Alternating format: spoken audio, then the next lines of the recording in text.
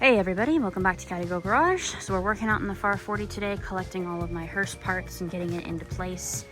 Fenders, we've got boxes and boxes of parts that we have to go through. Center support bearing, not center support bearing, core support. I'm such an idiot. The core support. Anyway, just going through everything, making lists, seeing what we have, what we need. So yeah, thanks for joining the video today.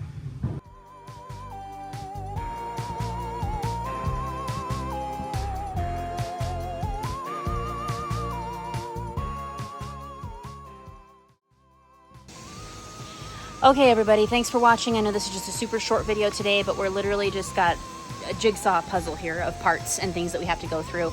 I've got parts scattered all over this property for all different kinds of cars. So like I said, I know where the hearse stuff is located because I know where I put it when we unpack the car.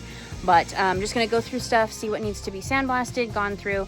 But anyway, like I said, just got a bunch of stuff to look through and more to come. So thank you guys for tuning in.